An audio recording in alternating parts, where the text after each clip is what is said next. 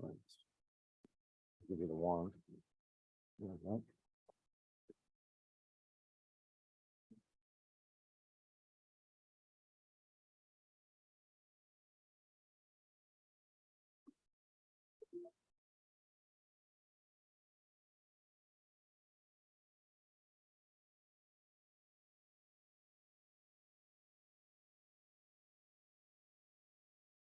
All right, good morning. Session 16. So next week we'll obviously do 17, 18, 19 on Monday, Wednesday, Friday, and then we'll get to, I think it's the Monday before Memorial Day. We'll hit session 20. All of these are at kwclmhub.com. If the new ones aren't up, our last one is up, but you can find all the ignites at kwclmhub.com. Now this isn't working.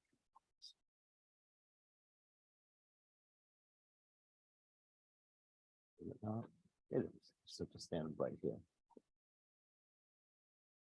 So in the transaction phase, when the buyer, when the seller, today we're talking about working with buyers and sellers. There's a lot of repetition. Anybody understand why we do that? We talk about the same thing over and over and over and over again. It's the Sesame Street factor, right?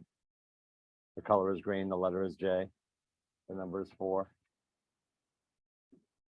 You want to scan that. Zoe put together a workbook for each session. That's available there. We just did a training in Texas and they gave us these huge binders that we get to take home, which was great. All I can think was they should have just scanned us. They did after the fact, but they 2,500 massive binder. I think there'll be a rumor of it. So we're going to talk about success with clients today. Chunking that down to success with buyers and sellers. Most importantly, success with co-agents, right? Our co-brokes.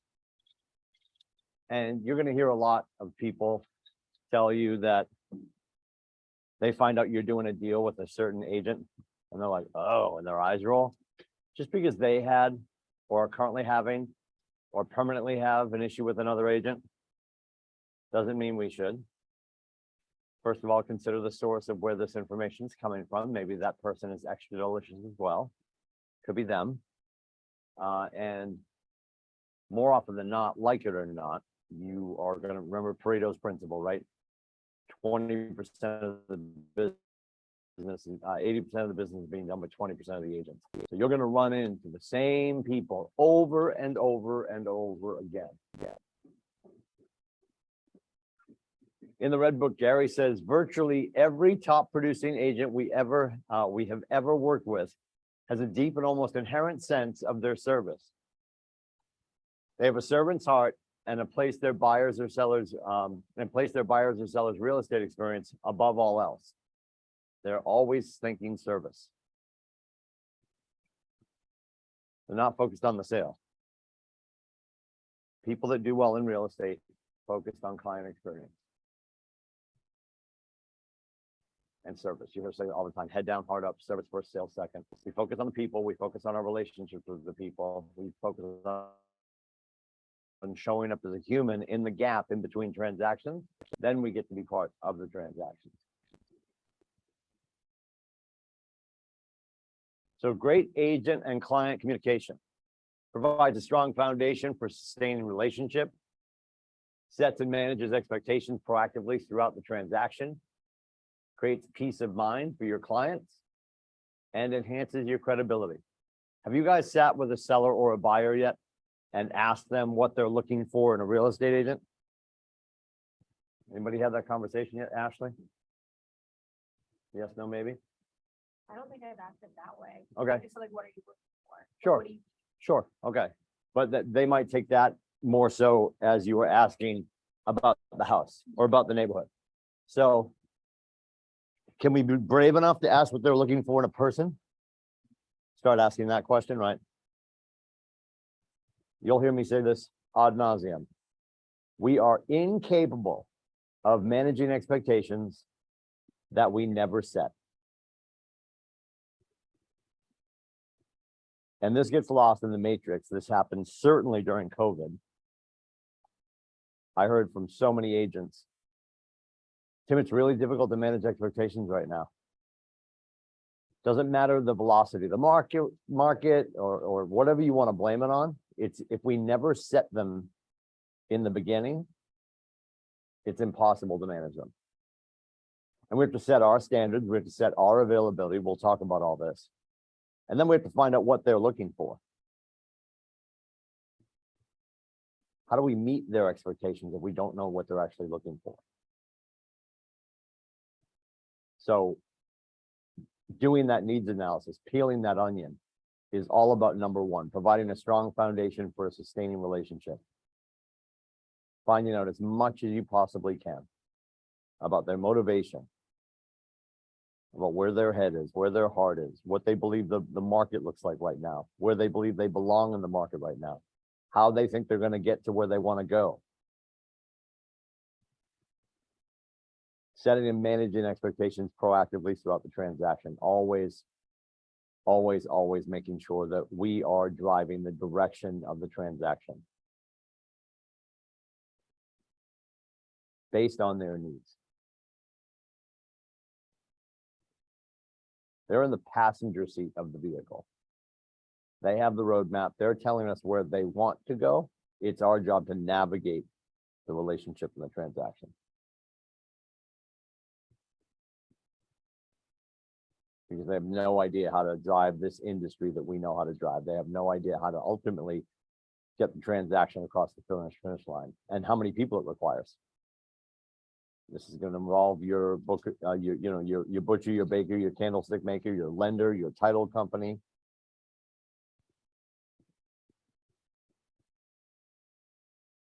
And they should understand what's going on and who's involved. And they should also be given the grace to not have to worry about it. We're the connective tissue with all the resources that are going to help their family get to where they want to go. And that plays right into number 3. Should be a seamless experience for them. Peace of mind for your clients. Maya Angelou, right? People will rarely remember what we said. They'll remember how we made them feel. Is it transactional or experiential to work with you?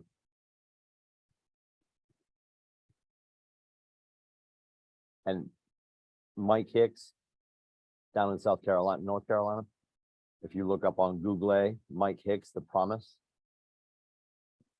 he has a very upfront and sets to manage the expectations by saying, Mr. Lindsay, there's going to be turbulence. There always is. There's going to be some bumps in the road. I promise you that me and my team will get you to where you want to be, the closing table, to grab your check or grab your keys or do both, because people that are selling houses don't move into the woods. They buy another house. And then he asked them to make him a promise. Will you promise me that sometime during the transaction, you'll send me somebody that you know and love and trust so I can give them the same great service?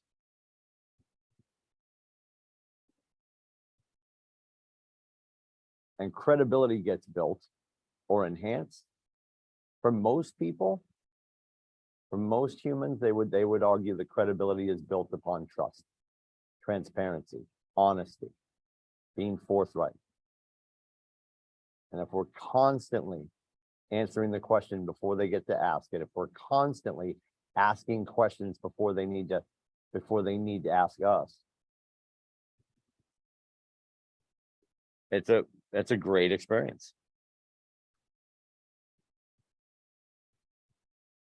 The client shouldn't have to think about the next logical step. I'll share with you a story just from this week because it's like plays right into this. I call it men's swearhouse because it's fun to shop over there. Then you go up to the desk with all your clothes and you realize how much it is and you definitely swear under your breath. So Aiden last year we went and bought him a suit for his junior prom. We just went and bought him a suit for his senior prom, which is Saturday night. And we were over there April 28th, and he wanted something charcoal gray based on what Grace is wearing because they go to different schools and there's 2 proms and it's such a blast. So he wanted charcoal gray. So we get the charcoal gray. Tries on the jacket, that's fine. Pants, he's a 32 waist, but he's got 34 thighs, from lacrosse. So they swapped out the pants, and I'm getting back from Logan from our trip to Texas this week. And I knew that they told us that his suit would be ready on May 10th. And when we were there on April 18th, they chalked the legs and did all the stuff. So that it could be mended out back by their tailors. So I call as I'm leaving Logan on Wednesday, right? Yeah. And I say, hey, I'm about 30 minutes out, just confirming I can come pick up Aiden's suit. And the girl, nobody's at fault and everybody's at fault because somebody has to take blame, right? And what do we want as consumers? I want somebody to take extreme ownership. And I'm still not even really there. Spoiler alert, I'm picking up the suit this afternoon.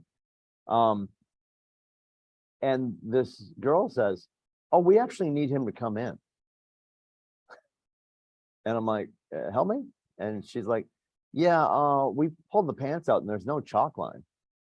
So we need him to come back in. Now I'm driving from Logan to his lacrosse game in Laconia. I'm like, well, there's no way he's getting there today. The prom is on Saturday. He's going to have to come in after his game on Thursday, which he did. He gets in there, he calls me, I'm leaving, we did Red Day, obviously, and then we went over to cook at Crossroads. And he's like, yeah, Dad, the pants feel a little tight. And he's been playing lacrosse and eating well, so he didn't put on weight. Like, he didn't go from a 32 to a 34 overnight. And if they were the 34s, they shouldn't have felt tight. So I'm immediately annoyed, but this all makes sense.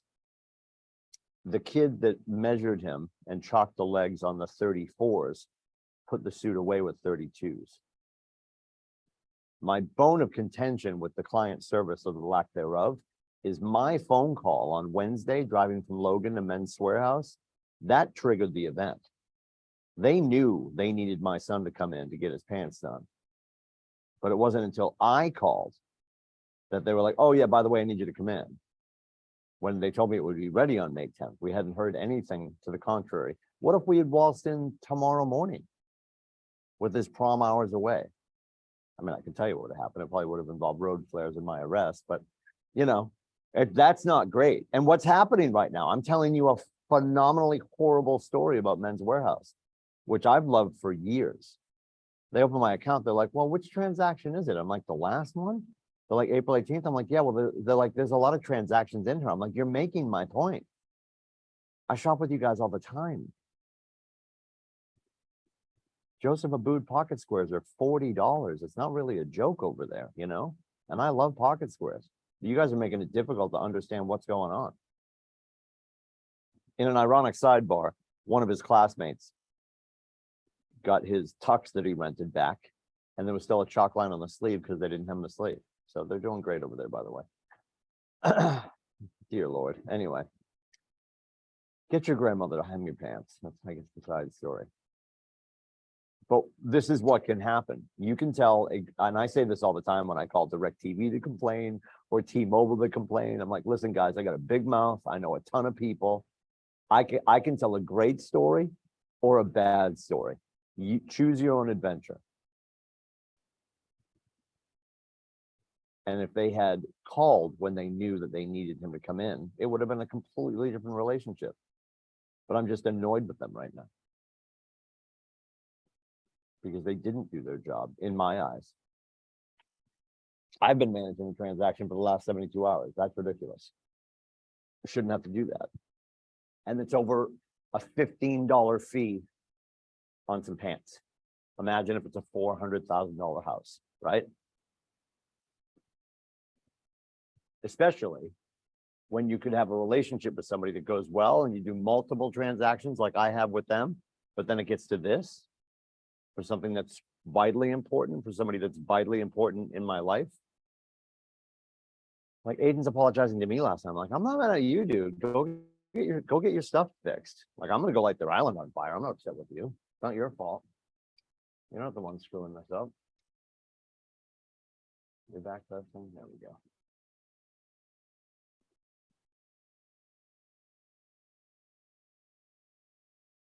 The 3 levels of service. purpose, value proposition, and fiduciary. What's the difference between fiduciary and functionary, as you guys understand it for real estate? Scholars that have just finished your licensing class. It's like action, like action for problem. Fiduciary also taking into account their best interest. Mhm. It's the heart of what you do. Yes. Yep. Yeah, the functionary is go open door, show property. The fiduciary is guiding them through the transaction in their best interest, protecting their best interest. The reason the paperwork exists in the first place. One of the best things you can say about any paperwork we have in any state that we serve. Mr. Lindsay, all of this paperwork is here to protect you as the client, protect you as the consumer. So what is our purpose? Do we know what our purpose is? Are we doing a great job? Are we doing a reasonable job of explaining our purpose, which is going to become more and more, and I bet you feel it's already becoming more and more difficult to do already. We've got disruptors coming into our industry, Redfin and the like, that are coming in and saying, hey, we'll list your house for $1, as long as you pay us $2 when you buy a house. They're doing a lot of creative math. And I would argue it's at the lack of service. I use the hotel analogy all the time. Anybody ever stayed at a Ritz-Carlton? What's the nicest hotel you ever stayed at?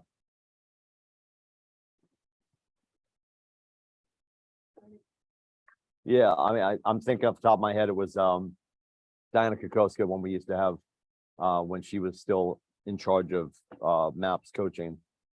We had a coach's skills camp, and she would always have it at a ridiculous hotel, just to create the experience of I want this in my life. I want to live, you know what I mean? Like, and just to sort of lift your lid and lift your financial thermometer. I think the Montage,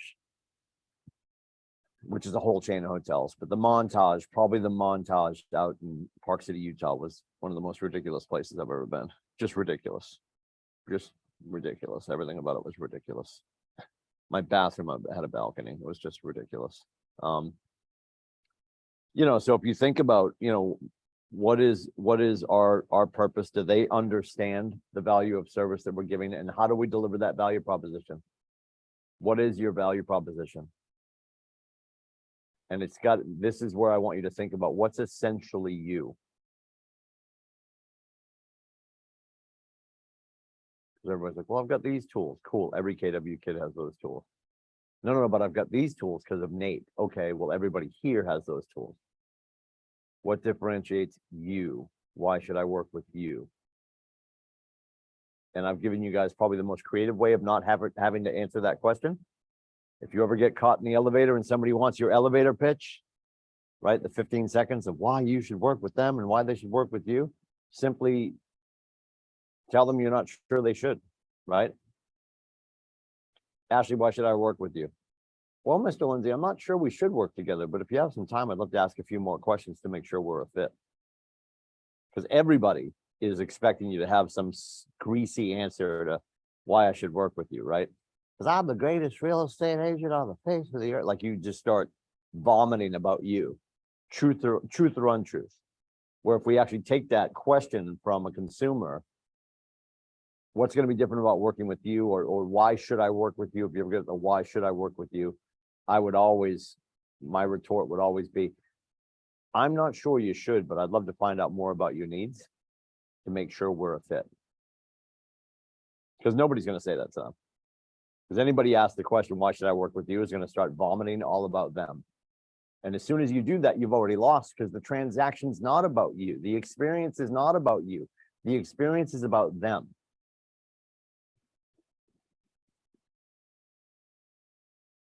When you go to a hotel like the Montage, the Ritz-Carlton, they create such an exceptional experience. You're not questioning how much it was.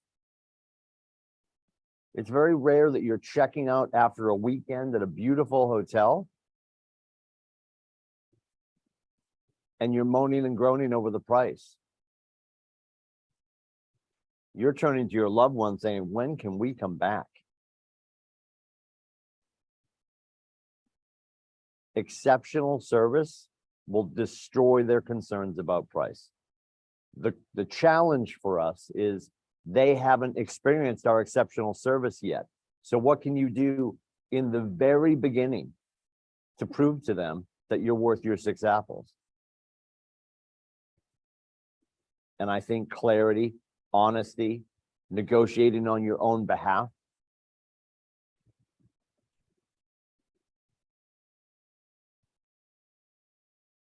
There's things you can do. You can walk into the Ritz-Carlton and you have a certain level of room and you could last minute say, you know what? When I booked, the more I thought about it the last couple of days, this is our 30th anniversary. Is there any way we could upgrade? And they might do you a favor and slide you into a slightly nicer room for no charge, or say, sure, Mr. Lindsay, we do have the presidential suite. There is a change in the price. Because they know what it's worth. They're not going to balk at that. And I'm not saying that we shouldn't be well-versed in variable commissions. Because you're going to get the, well, what if I bring the buyer? I had this conversation with one of our agents out in the parking lot yesterday while we were building beds. Somebody comes to you and says, well, hey, what if I bring the buyer,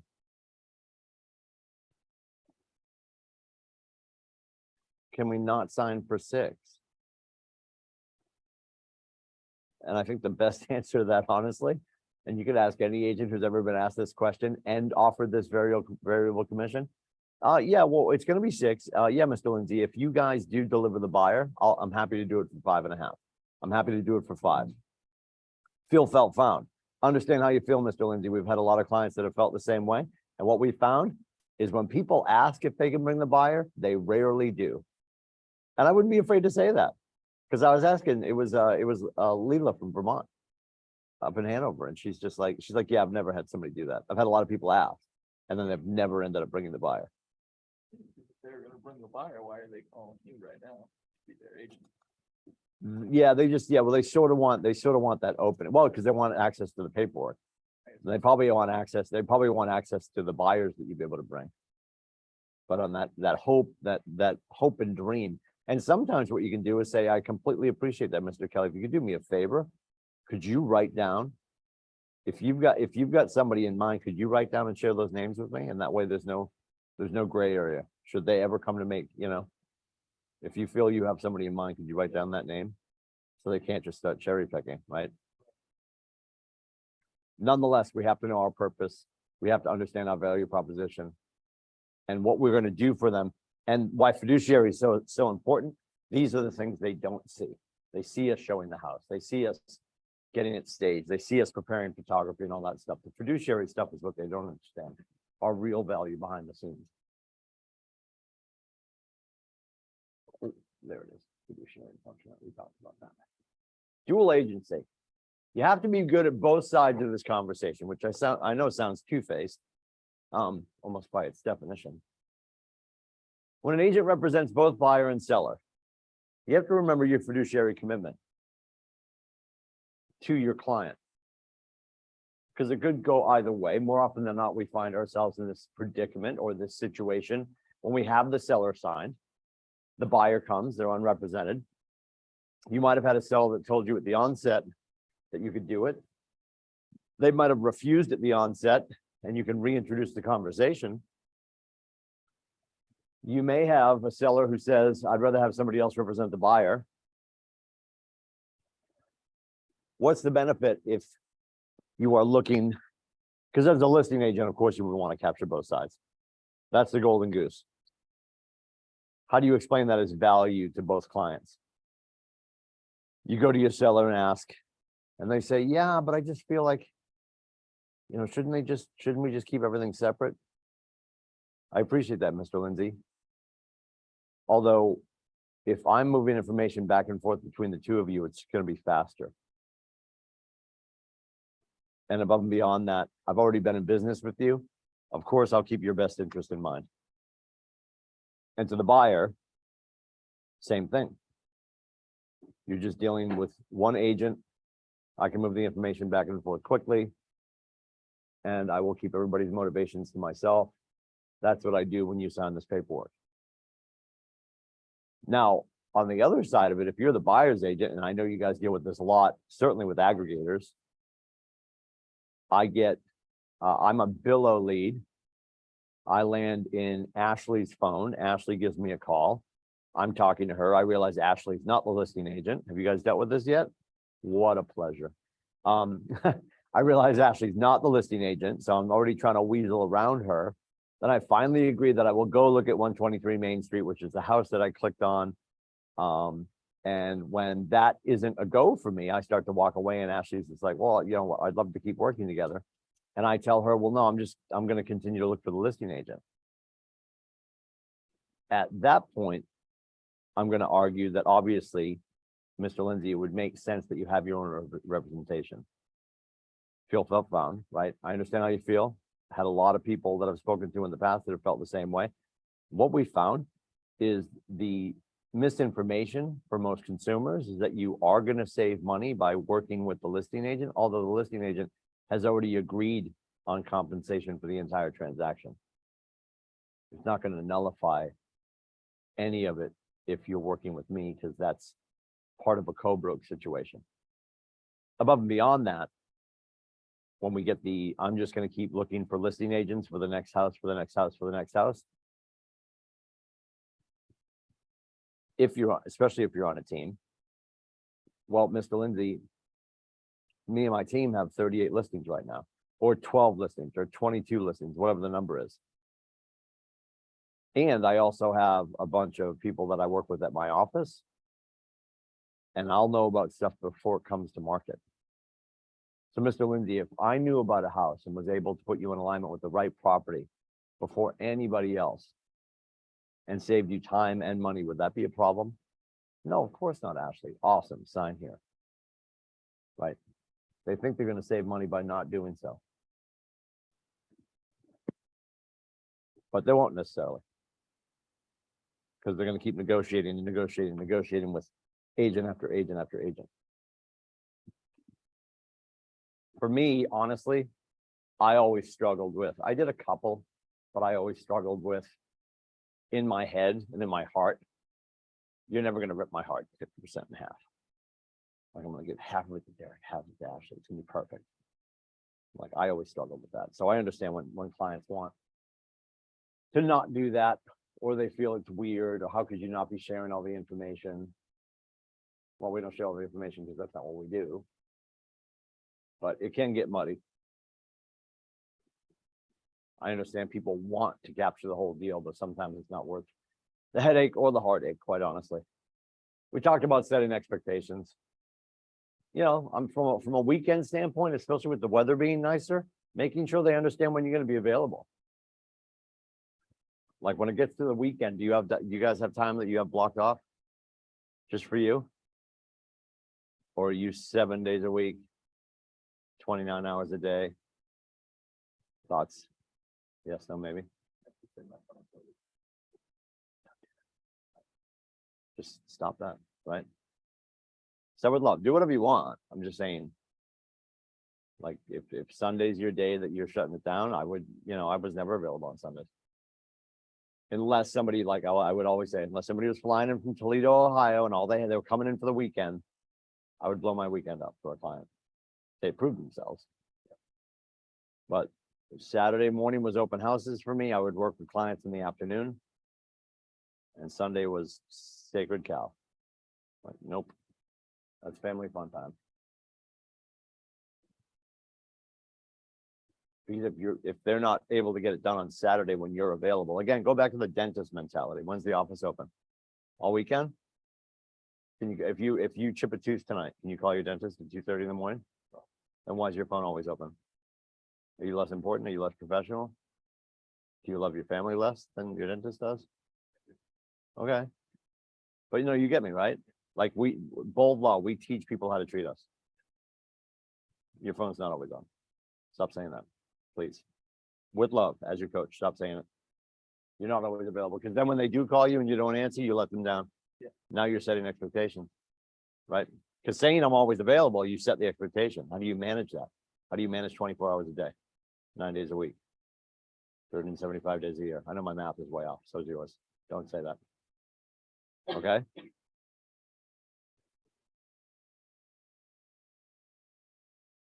So the process, they get an agent, they get pre-approved, or they have proof of funds. We'll see both. Most people that have the ability to show proof of funds still might not exercise that, or all of it.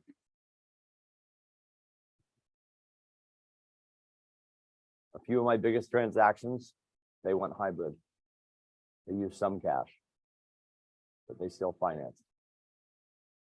As wealthy people will say, money's cheap right now, right? Even with the rates where they are now.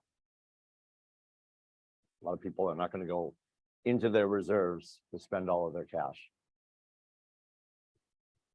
You set the clear search criteria. Again, less is more when they're looking. Less is more.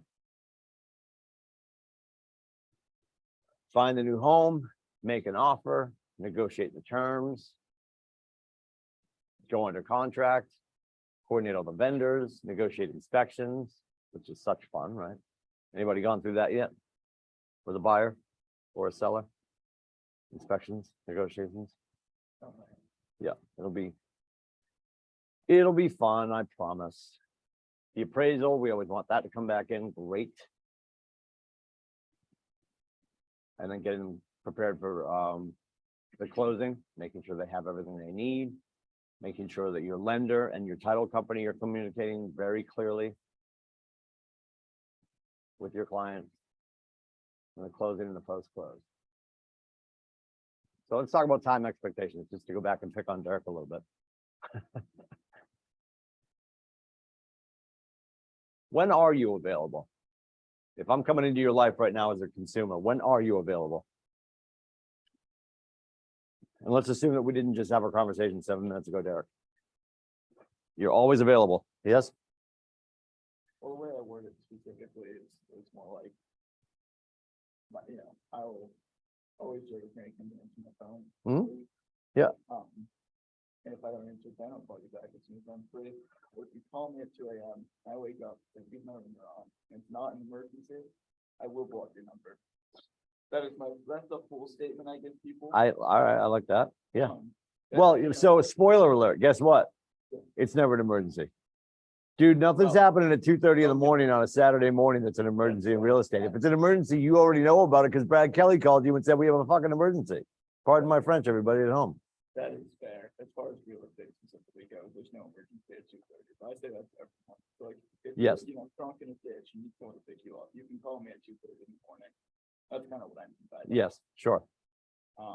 But if it's specifically about real estate, I guess reasonably within, like the business hours, all that anything, if it's 9 to 5, Mhm. I'll call you back as soon as I can if I don't get you right then and there. And if it's slightly more emergent and it's before 9 p.m., I'll probably still answer my phone and humor your question. Yep. It's actually something more serious. I think that'd be cool. So you think Sundays, I try to do Sundays myself and the part of, I don't again, doesn't take immediate action. Yep. I think we have to tell our clients that we're taking some day or some half of a day on the weekends and be very clear about that. Yeah.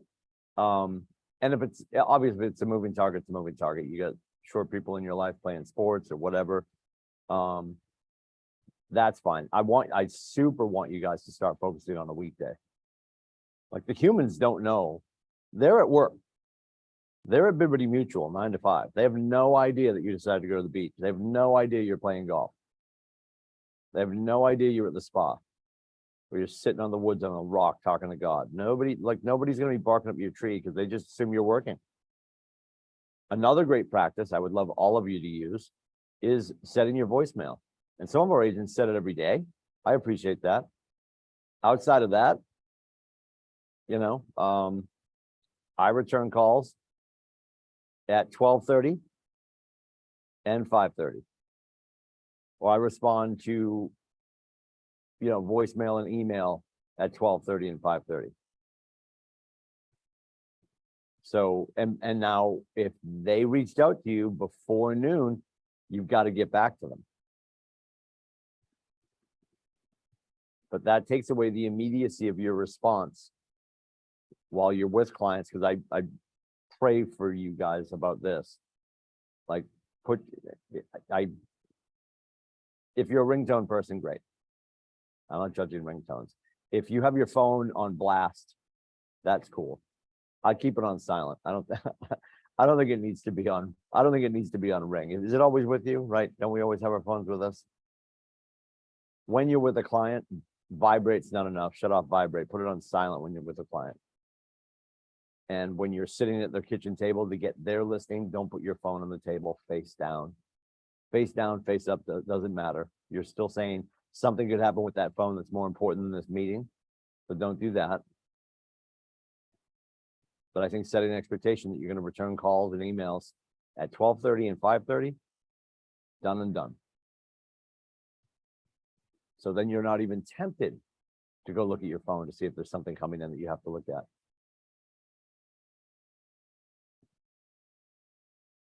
Do you set your work hours so people know when you're available?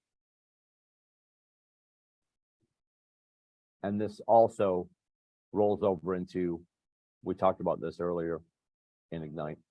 Are you doing a welcome to the deal? Because these setting time expectations around what's the roadmap for this deal. So the welcome to the deal letter. Congratulations, Mr. and Mrs. Lindsay. Our next step is, the home inspection or whatever, but you've got all the pertinent dates from the contract in this quick little letter with bullet points that they can hang on their fridge. And I don't care if you're on the buy side or the sell side, you could make one up from your brand and you could send it to the agent on the other side with 2 copies. One for them, one for their client, because we can't send one to their client, right? Anything we're offering to our co-broke's client has to be handed to our co-broke. Yes, yes. But I would send 2 copies. Because if you are lucky enough to get the co-broke to hand your letterhead with your time frame to hang on their client's fridge, who are they looking at every day? Who are they feeling cared for? Who's driving the deal, whether you're the buyer or the seller? You just set yourself as the fiduciary of the transaction. Huge opportunity.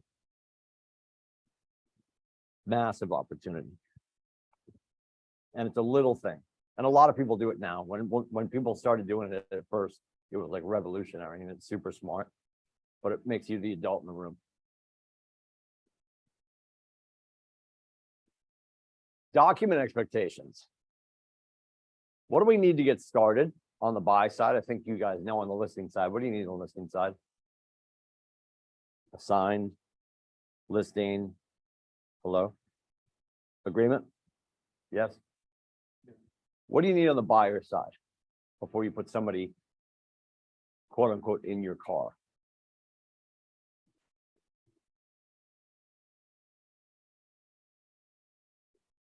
Four things.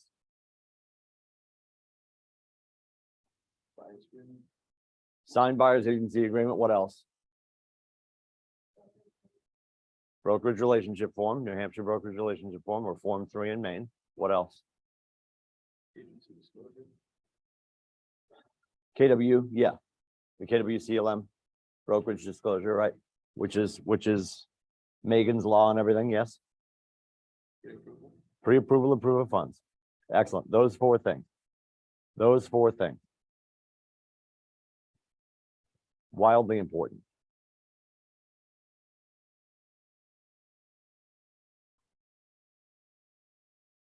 What's the date on lead paint? When do we need a lead paint form?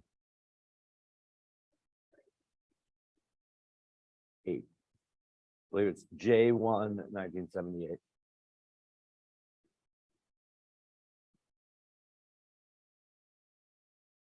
How do they want to be communicated with? Communication expectations. This goes back to when you're available. This goes back to the voicemail that I just said you guys should set up. And then ultimately, how do they like to be communicated with? They prefer a text, a phone call, or an email. Now, to protect yourself, not that you need to protect yourself from your clients, but to protect your back, cover your assets, I would always follow up with any kind of decision that isn't amending the contract with an email, even if I got off the phone. Like, what did I say about the co-broke thing? When I call and say, hey, Ashley, Tim Lindsay, I've got the Dickies. They want to see 123 Main Street. Can you do Monday at 5:30 after work? Awesome. Hey, I also saw in the multiple listing service that you're offering buyer's agency 2.5%. My agreement with the Dickies is for 3%. Can you support that? And you're like, I apologize, Tim. I'm able to do 2.5%. I'm going to write you, we're going to get off the phone and I'm going to send you an email immediately. Hey, Ashley, thanks for taking my call. Look forward to seeing you at 5:30 on Monday at 123 Main Street with the Dickies. Thank you for confirming you're only able to support 2.5%. Buyer's agency. Then, when the commission statement comes out, what if it's 2%? At least I have an email that said that you agreed to 2.5%. Always, always, always. But you said, we don't want to get into that. And especially if you're only confirming that what they said in the MLS is what it's going to be, that's fine. But maybe sometimes they're like, and if they do say, well, let's see how things go. Because everybody's heard that at some point, or if you haven't, you will. I'd always be like, well, what does that mean though? When you say that to me, Stacy, you clearly have a few bullet points in your head. So what are those bullet points that I need to clear to get myself to 3%? Why not ask? Depending on the size of your deal, like, have you run the math on 0.5%? If you're at 750, if you're at 900,000, you're like, yeah, it's only 0.5%. All right, yeah, cool. Tell my wife that while she beats me to death with a frozen chicken, right? Like, it's not a great idea. But here's the thing. If you're willing to do it once, it will become a career standard for you. That is a headache. Like I always joke about, you get up to the pearly gates in St. Peter's there on this huge, huge conference table with all these decimal points and numbers. And you're like, what's all this? And like, oh, that's all the commission you gave up. Don't worry, when your family gets up here, we're going to show them too how much you decided not to care. It's brain damage. So confirm that, right? How do you want to communicate with the co-broke? How do your clients want to be communicated with? Never lowering your standard. But if they tell me that they want to text, I'm not going to just keep shooting off emails. I'm going to shoot off emails to confirm stuff, to memorialize conversations. And obviously, if something is pertinent to the contract, we're making changes to the contract. We're not saying, oh, it's not in the contract. It's a text I sent you last Thursday. That doesn't count. That does not count. That will make Nate's hair explode off of his head. Contingencies. We talk about this with the contract all the time, and this is also for yourself too, as you can see out of office. You guys have to set boundaries for yourself, but then contingencies within the contract, right? People can choose the conditions or the price. You rarely get to dictate both. The seller is going to make a whole bunch of all the changes they could possibly need to make to improve the conditions of the home. They definitely get more bandwidth on the pricing. But if you come back after walking through their home and you're like, I got about 10 things we probably should address or should discuss. And they're like, I agree with 3 of those. There's 7 things that are going to come up when people start marching through. Well, the Lindsays probably can't say their house is worth $1 million. If it needs $2 million in improvements.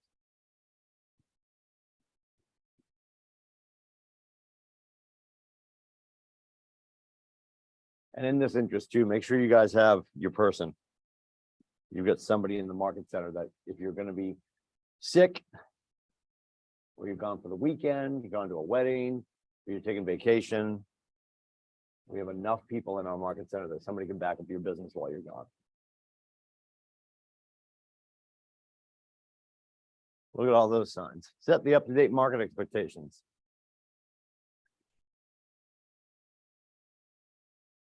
We think because, and this is the curse of knowledge, right? We think because we are in this industry, everyone's paying as much attention as we are. What do we know to be true? They're not. We have to make sure we bring today's information to today's clients.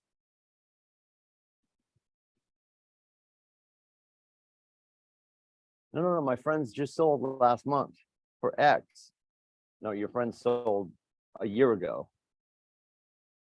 You're basing your conversation ahead on what they did a year ago. So getting them up to date market information. Checking in with them consistently too. We hear this all the time. Well, I only check in with my sellers if I have something to talk to them about. We should be talking to our listings every week, right? And if it's been a week and you got nothing to talk to them about because nobody's called for a listing, for a showing, what do we have to do? Like the market's spoken, right? What do we always say? 10 days, 10 days, no calls, 10 showings, no offers. That's enough. That's enough. And you'll have a lot of people come back and be like, well, Tim, we should do another open house. I appreciate that, Mr. Lindsay. Here's my concern. We're just going to be telling everybody in the universe again that we're still overpriced. Because that's what this lack of interest is telling me. There's no second internet. We have it on the internet. Nobody cares.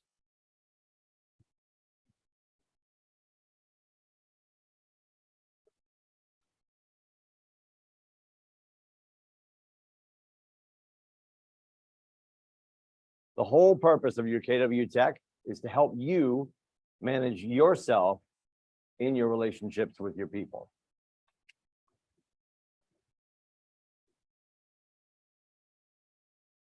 I get to get their contact information, find out what they're looking for, no matter if it's in the next couple of weeks, if they're years out.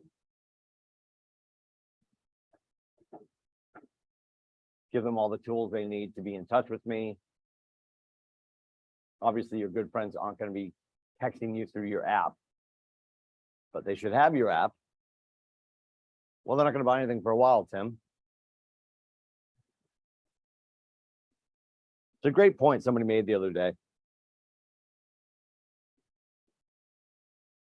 A lot of people, when they're getting started in real estate, don't like to tell a lot of people, and we remain secret agents because our greatest fear is the next time we talk to our friends about real estate, we fear we're going to be telling them that we're not doing it anymore. And the irony is that thought is a gateway drug to you not doing well, right? So if you're holding back from telling too many people, because God, if I just keep my mouth shut, if this doesn't work out, then I have to tell people that I walked it back. But actually not letting all the people in your life know that you're doing what you're doing is only going to accelerate you having to walk it back.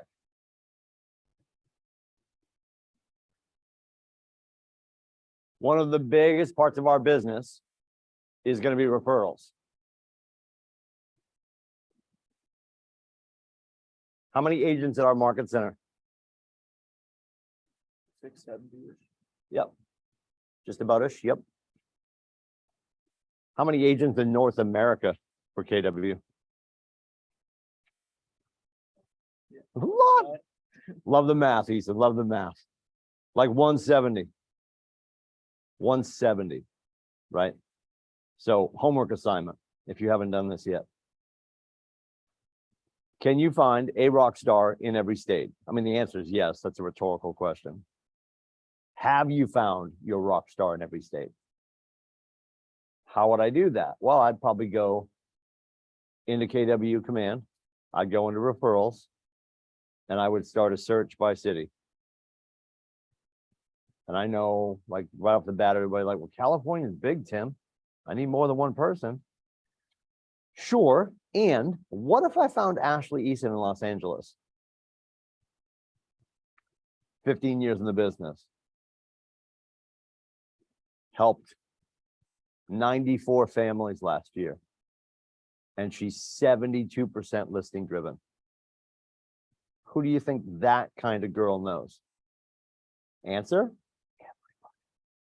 She's got a contact in Big Bear, San Jose, San Diego, Joshua Tree,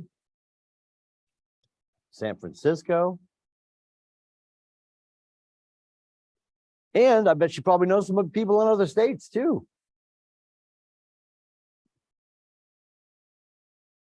You can go in, you can drill down, you can find whether they are Bold graduates, whether they are ALC members, how many years they've been with our company, which shouldn't be a judgment. If they've been in the business for 17 years, they've only been with KW for one, well, they finally found us, cool.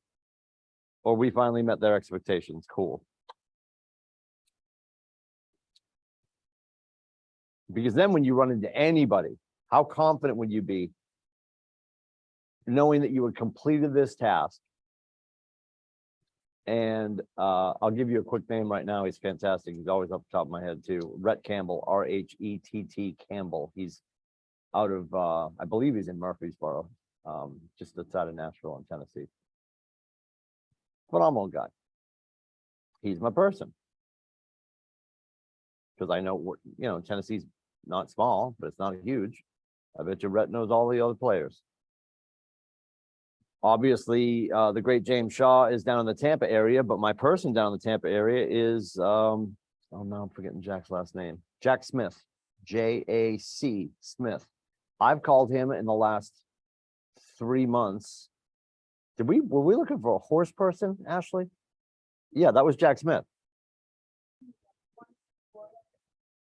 Yeah, but the Florida people that we tracked down, Jack Smith got me that name for you. He's a rock star, right? Super simple. So do you have one person in every state that you know you can call? Because those people know enough people in their state, and depending on their state, depending on the business, probably have people in other states. So don't get caught up in I need somebody in every city in every state. Find a rock star in the state. They'll know other people in the cities and the states. And if you spend your time doing that, making sure you stay in a relationship with them and become the relationship or the conduit for referrals. And especially, what do we get all the time? People get here and they're like telling Zoe and I, well, yeah, but I just moved to New Hampshire. I don't really know anybody up here. Where are you from? I am from Charleston, South Kakalaka. Awesome. Where are they moving to? I would go back into migration patterns in Command. And I would look, where are people from Charleston, South Carolina moving to and from? It's almost like watching airport flights go. You can see where people from South Carolina are moving to and where the people going into South Carolina are coming from. And I'm going to make damn sure I have a great referral partner there, right?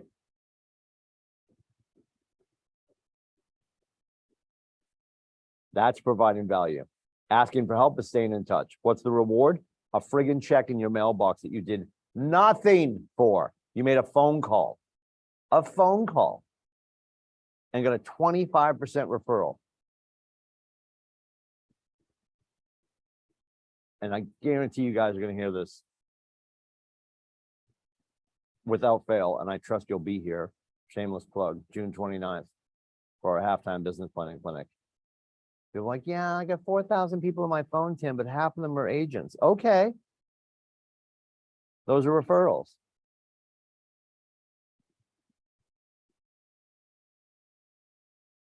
And I'm not great at it, but I just had a huge one close for me. That one of my dear friends out of Boston was working with one of my childhood friends' brothers. And they just closed in Groveland for 1.25.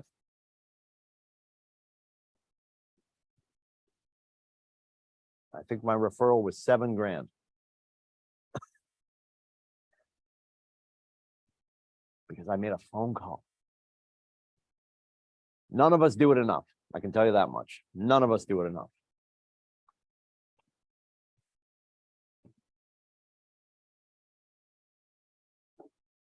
And the referrals just in our market center, right? I appreciate you guys are licensed in the entire state of New Hampshire. You guys know Colebrook, New Hampshire? Do you know it really well? Do you know the market? Do you know who dominates the market up there? Joey Sweat, right? I always call him Canada's #1 real estate agent. So you're probably taking your client from down here up to look at one of his listings. Just give him the friggin' person and get 25%. Take a nap, save gas money, right?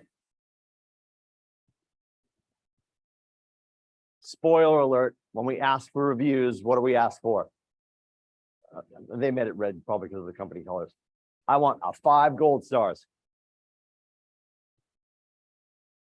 One of the nicest reviews I've written as of late. I said, my only problem with this review is I can't give them 6. So we don't ask for reviews, we ask for 5-star reviews.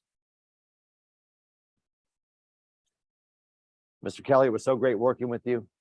Our team was honored to be in relationship with you. We're looking forward to serving people that you know and love and trust for the rest of ever. Based on our experience and all the kind words you've shared, would you be willing to give us a 5-star review? Of course, they'll say yes.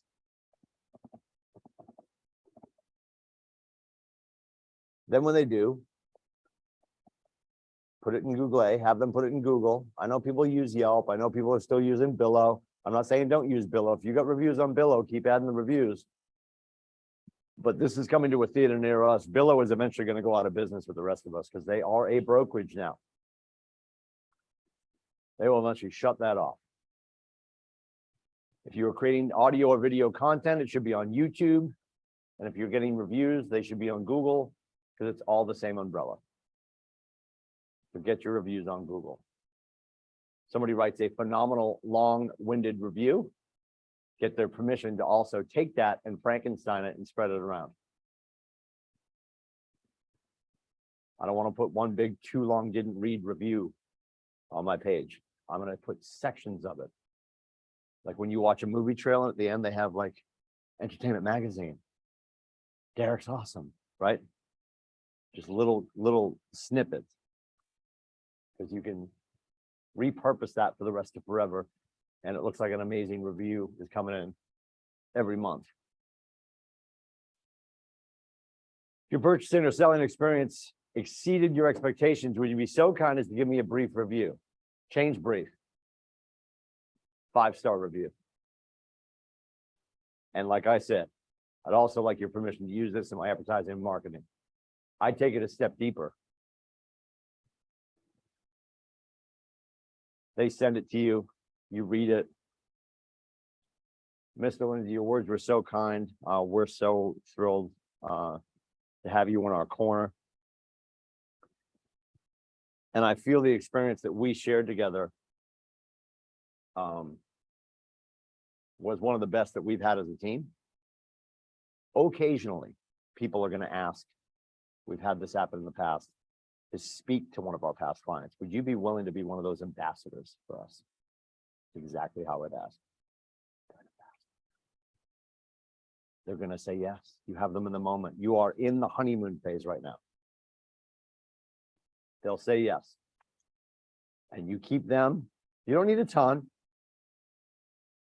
But I would want one of every shape and size. I want a waterfront $1 million listing person to be willing to talk to a future client.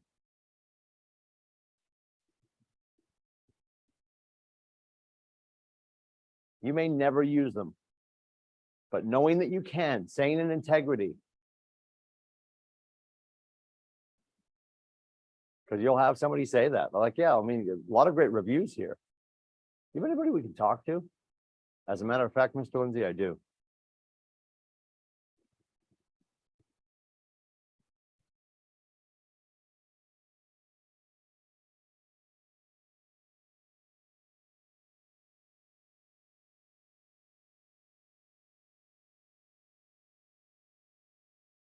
When it gets to seller reviews,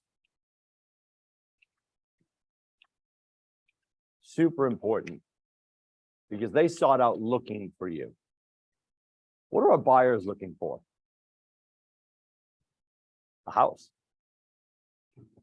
Sellers are invariably looking for a house because they plan to move, but they're looking for a rock star to sell their home.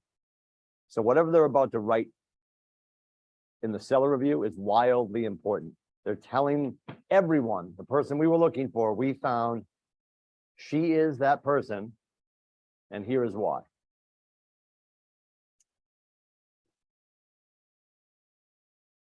I mean, you should get reviews on both sides always. But when you read them, you can tell if somebody's over the moon or not. Because on the buyer reviews, if you read, you can go on Zillow and read reviews, right? Of any agent. Stacy was great, so kind. You know, it's a lot of platitudes. No disrespect. But is there any meat on the bones of the review? You'll historically find people rave more about their sellers, their listing agents. With meat on the bone is what I mean. What have we got for ahas? What have you learned so far? Anything? Setting expectations through communication. How do they want to be spoken to? And you guys, you know, I'm never going to tell you guys, hey, when you get to a kitchen table, hand all the decision makers a disc, right? And let them finish their disc. So you know how to talk to them. The reason Zoe and I have you guys do your disc and your KPA is so you better understand you and how you learn and communicate, which theoretically is going to help you understand and identify how other people learn and communicate. Because if they're a high D, what do we know?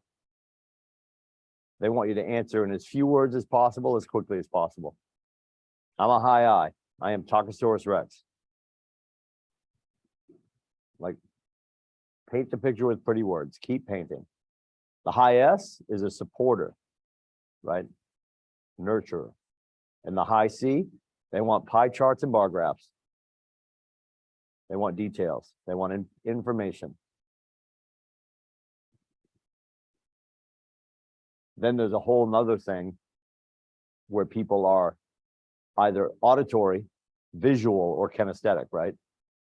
And we can use that in the way we talk to them too. If somebody's auditory and it's a little tiny thing, but they won't pick up on it. They will connect with it. If I know somebody is auditory, they probably say a lot of, yeah, I hear you. Right?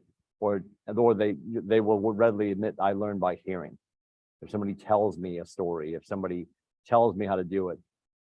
Visual learners need to see it all mapped out. And kinesthetic people want hands-on. So depending on my relationship with somebody, I might be sitting with Stacy and just be like, you know what, I hear what you're saying, Stacy. And whether she realizes it or not, that validates her to some extent. Or I say, hey, Stacy, I see what you're saying.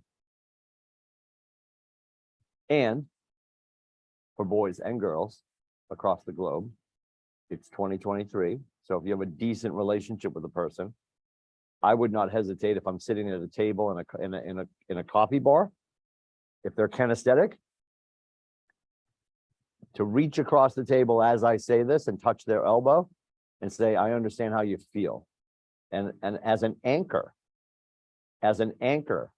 is when I say the word feel, is that I touch their elbow. That seems really ridiculous, and it works. People communicate and learn historically either visually, auditory, or kinesthetic. So if we speak to them in the language that they love, will they hear us better? Will they see us better? Will they feel what we're trying to deliver better? My experience, 4,000% yes. And this is ultimately what we do, guys.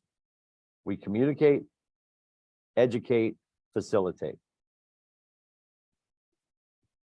And if you're trying to listen, can you imagine, like, think of the language that you might want to learn, but you don't know yet. So is that French? Is that Russian? Does anybody speak a second language? Yeah, I destroyed Spanish freshman and sophomore year of high school. I did freshman and sophomore year of college. And I still can't figure out how to order my food at Chipotle. So Godspeed, everybody. But in the grand scheme of things, if there's a foreign language you would like to speak, but you don't know how to speak it, what if you had to listen to the Red Book in that language? The Red Book's, I mean, good morning, Gary, you look great. The Red Book is difficult enough to read in English. Never mind in a foreign language. So if we're speaking to them in their native tongue, it's wildly powerful. Then there's a whole, anybody ever read the book, The Five Love Languages? Nope. Great book. At some point, because Zoe and I have talked about this 38 times, at some point we will probably go over that class. If you're making your calendar for June, by the way, June 13th is a Tuesday, full day class in here. We're doing Quantum Leap, which is a big KW class that we teach once a year. And then Thursday, June 29th is when we're doing Business Planning Clinic. Success with buyers. What do buyers want most from their agent? We talked about this a couple days ago, right? Help finding the right home to purchase. 52%. Shocking. Like we said, they just want to find the right house. If you can be the agent that can do that, you win. Help negotiate. 13%. Help with the price of help with the price of help with price negotiation. So right, we historically get to choose one or the other. If you pick the terms, you don't pick the price. If you pick the price, you don't usually get to set the terms. Almost 25% of our buyers, it's something else. What does that say as a buyer's agent? What's important? Finding them the house. If they find it and call you and you end up doing paperwork, what are you now? Right? Just a pen and some paperwork. If we can be the person that finds them the house, that's a game changer. So how do we do that? You guys have access to, it's Prime now, right? We call it Prime these days. Are you in it every morning searching for your buyers? Making sure you're seeing what came on before they wake up. That is the first thing you should look at when you get into your business. After your walk, after your deep knee bends, after your coffee, after your meditation. When you start your real estate day, get into Prime, see what came on, know what's moved around, so you can reach out to your buyers that are looking. All the questions we get asked. Who's going to be living in this home? Adults, children, pets. What are non-negotiables? What's a non-starter for you, Mr. Lindsay?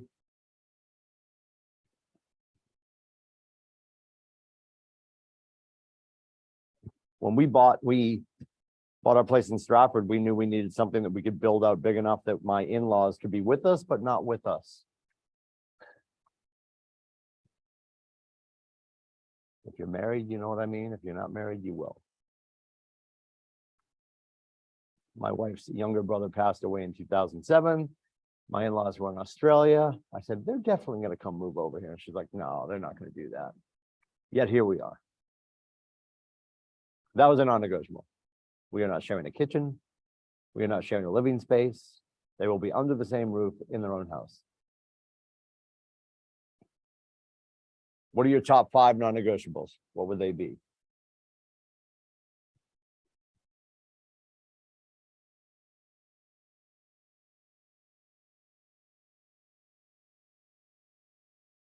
And then what's your dream thing? What's something you really want? Do you have a preference for the year the house was built? I was working with some people years back, and it had to be a 2000.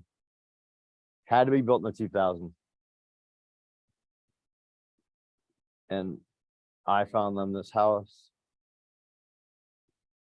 and they were over the moon because my point of this was we literally had their search set up for 2000 forward.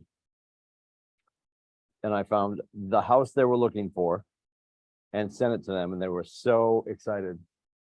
I said, there's only one problem, we can't buy it. I'm like, oh my God, it's already off the market. I said, no, it was built in 1999. I'm like, you're an asshole. I'm like, I am an asshole. Let's go see it. Right? The dumbest stuff people get hung up on. Like, did we cure cancer in 1999? It's like everything changed after that.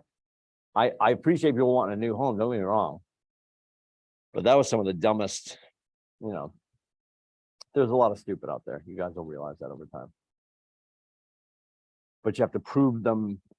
You have to prove you right, not prove them wrong. I guess you want to prove you right and to show them it's only a year older than you wanted and it still has everything you want. You want a house in move-in condition, or are you willing to do some work on it? The problem here is HGTV. I'm going to repeat that. The problem here is HGTV. Because you get young couples. I mean, you guys are absolutely going to deal with young couples. It was real big when I was selling REO, right? Real estate owned, basically a bank owned. And the best way to combat that, because what do we know about bank owned? What does it usually say in the liner notes on bank owned? Sold as is. So I would always say to my young couples, hey, let's go in and run a home inspection. Because the bank owned ones, they rarely care. You're gonna tell them you're doing this. But I'm gonna call Ashley some production and be like, hey, I've got the Lindsays. They want to see 123 Main Street. Is it okay if we go over there for a few hours to run the home inspection? Now, why would I do that? Or why would I recommend to my buyers that we're going to do that?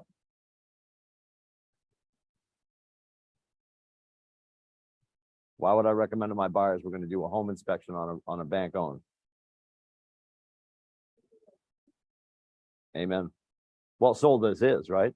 And if sold as is right now says 110, I can't make a 110 offer and then say, oh, now we're going to run a home inspection. No, you're not.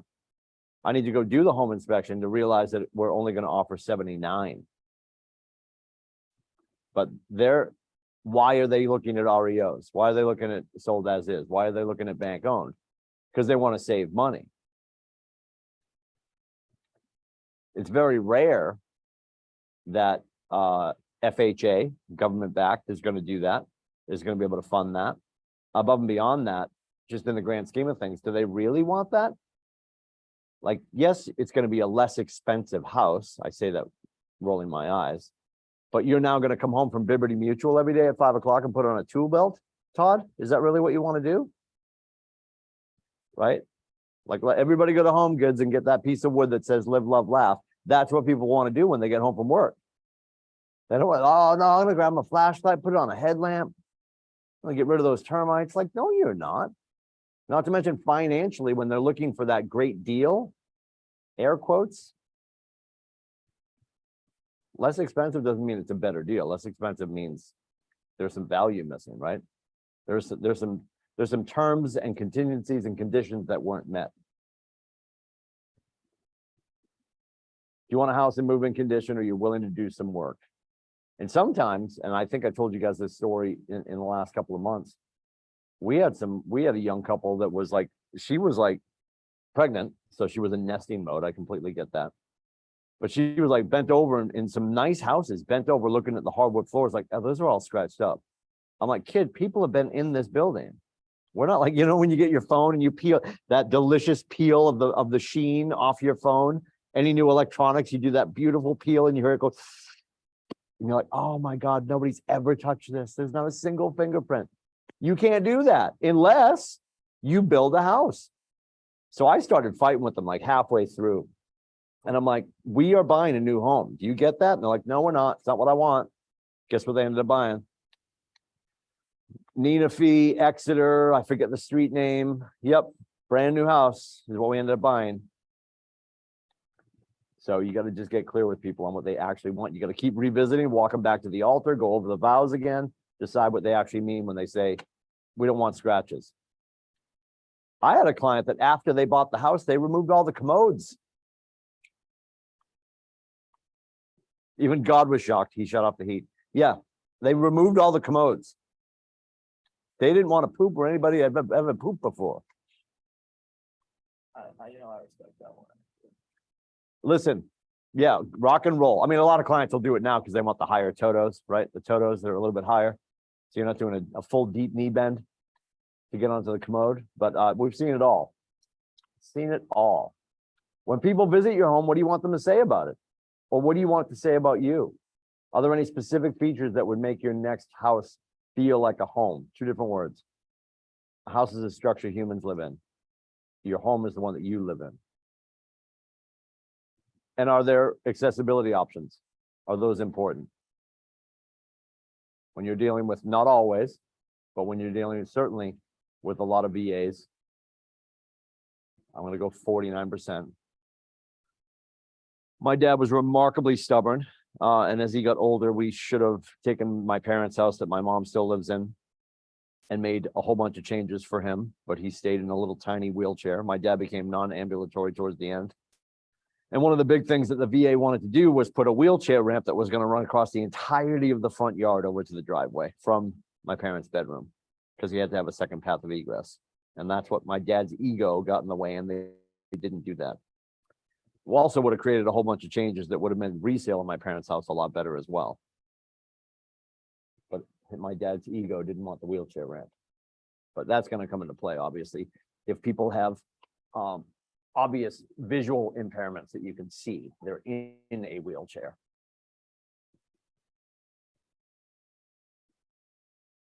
But some people will even say, even if they suffer walking, but they're still on crutches, even the wrong pitch on a ramp can jack people up, or transitions on pitches on ramps can jack people up. So that's where you bring in experts to make sure you're having the right conversations, to make sure everybody's getting what they're looking for. All of this, again, is in command. We looked at this, it's in templates, right? With all the questions you can plug and play. So did their life change or their world change? Yes. Right? But it is, honestly, right? Your world changes when somebody passes away in your immediate family. I would say it also changes your life. We talk about the D's, right? Deployment, death, divorce, downsizing.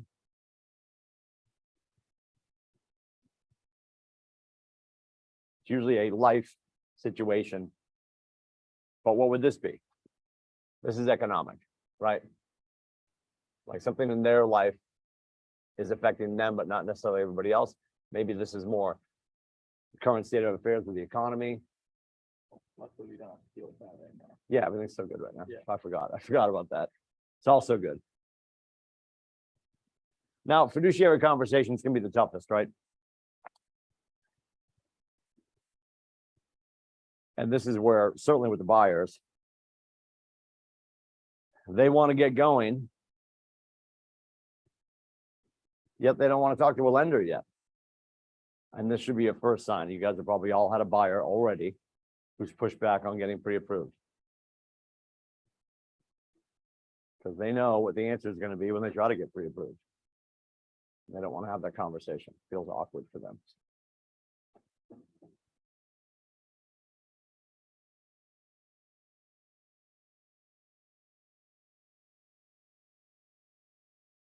We do a great needs analysis. We're going to be able to show them the right houses. This happens all the time. Couples, families, decision makers want to see 48 houses. Okay.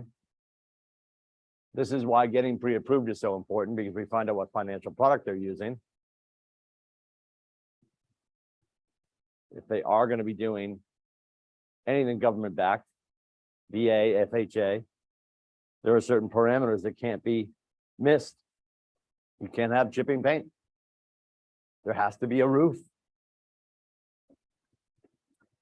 You can't have sliders to a deck that doesn't exist.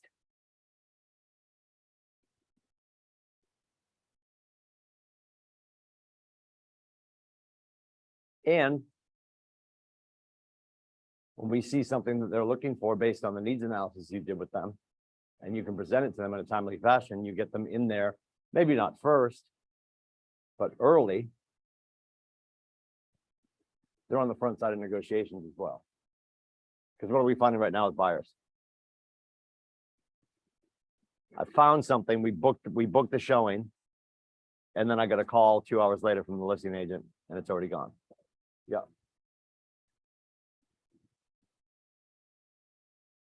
Show the best properties for your buyer, obviously. Make sure you bring information from the multiple listing service. And if you have somebody who's totally good with it, and Ted and Stacy, you're gonna carry an iPad and you can forward all the stuff to their iPad, then don't print up the universe. There's no need to do that. We have some of our teams that have very run-of-the-mill, smaller iPads, and they actually issue it to their buyer during the transaction. Yep. Because they don't have an iPad. Most people do, but. Or at the very least, you just have it with you. And it's theirs, and all their stuff's on it, and you just keep bringing it to the showings. You're not printing stuff up. Here's this listing, here's this listing, here's this listing.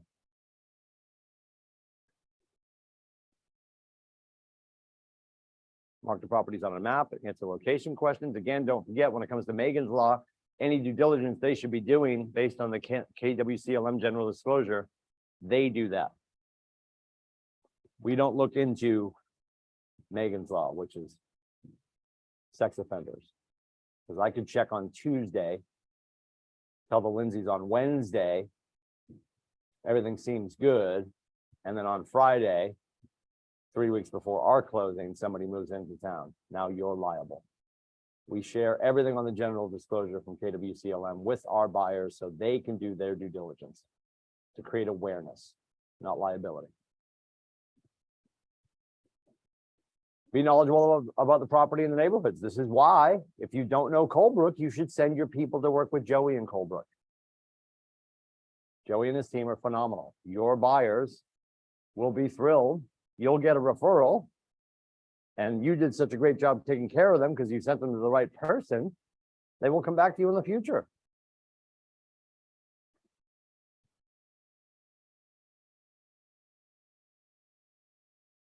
You're driving up to Colebrook, New Hampshire.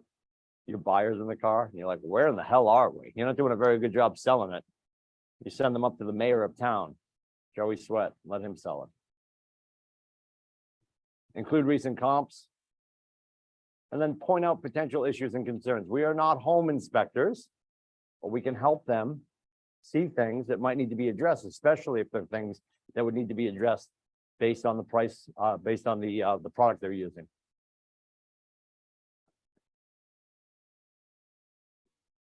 Because if there are conditions that are going to be concerns, they can be addressed before you close. And the lender would expect that for sure on a VA.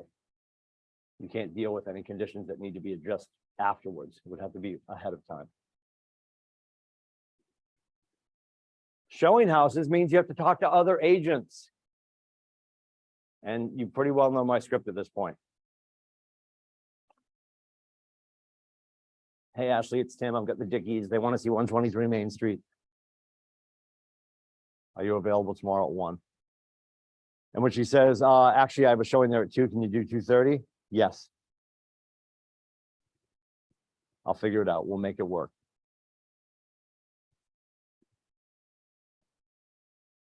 But if I'm putting, and again, this is personal preference.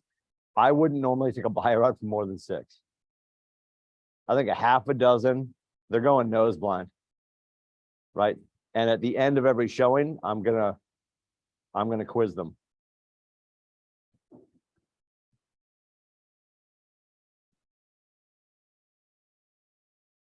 Based on a scale of 1 to 7, 4 and 5 aren't choices. Where do you rate that house? So I'm leaving every property with a leader in the clubhouse. And sometimes you don't get to house number 6, house number 3. They're like, this is it. We're done. Let's go back to your office and write up an offer, right? But I'm setting expectations now with the other agents as well. I'm confirming, hey, I noticed in the multiple listing service, you're offering 2.5% for buyer's agency. Are you able to support 3? I would always ask that. There's a lady in, God, am I gonna forget her name now? I am. She's in Remax in Southern Maine, Pam Gray. And I would ask every time about commission. Southern Maine, if you haven't experienced this yet, they historically go 60-40. So they might have it at 6 and they're gonna always do 3.5, 2.5, always. Sometimes you'll see 4 and 2. And I would always ask. And I probably did, I did enough, I don't know, I probably did close to 40 showings with her. We probably did a handful of deals together. And every time I'd ask, she'd be like, Tim, are you asking again? I said, yeah, I still work with Nate. I'm still married to Janina. I'm going to ask every time. I would like to keep it that way, right? She never budged, which is fine. When we would get her to come look at one of our listings, she would ask. First time she did it, she asked it as a joke. And I said, of course I will. Just to kill her with kindness, right? Because we prided ourselves on doing our best to get 6, you know. If we had to make changes, we'd go to 5.5, but we'd do our best to get 6. And then we would historically, if people asked, we would offer 3 back. Just to kill them with kindness, because if I'm going to be asking for 3, but I don't support it when somebody asks me, what are we doing, right? So, but I would not do it unless they asked. And our experience is people don't ask. So when you do, I'll tell you right now, when you do, they'll know you're coming out of this office. Because we beat it into your heads with love, because it's important. Start running the math. The next time you're going to make an offer, like every house you look at with a buyer, start running the math on what that 0.5%, the 1% would be. That's a lot of money. That's a big difference. Because don't forget, when we say to you guys, kids at KWCLM cap on about 10-ish deals a year. That's based on 450 and 2.5%. I mean, we're actually tracking right now closer to $500,000 on our average, but I'll stick with 450. At 450, 2.5%, you're averaging about 10-ish deals. So if you come knock on my door as Zoe's doing, you're like, I'm on my 30th deal and I still haven't capped yet. Well, you keep accepting ones, right? And I can't help you with that. That's your conversation you guys need to have. Well, I'm going to help you with the language all day, but we have to figure that out. So how are you showing up? How are you negotiating with other agents?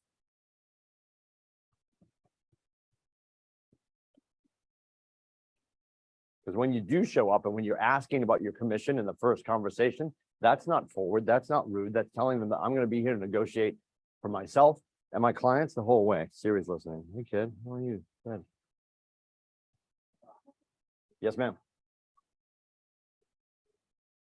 Yep.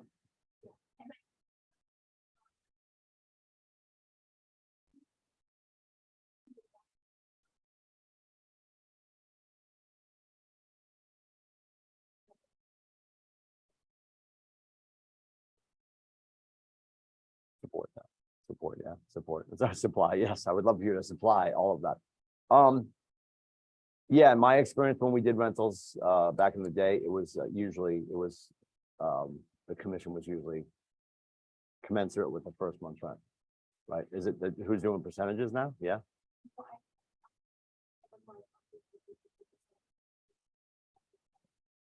Sure.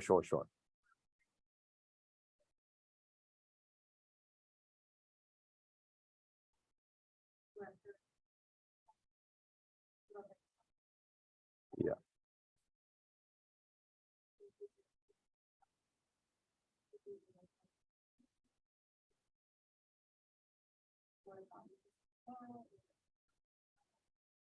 I would never right now in the market we're in right now, I would never make my math jam them up. Does that make sense? But and you know, I definitely run this past Mueller and a couple of other people. If they're starting to move really far away from like that first month's rent, I mean, and that people are just going to start doing that kind of stuff now because the market we're in and the economy we're in. Yeah.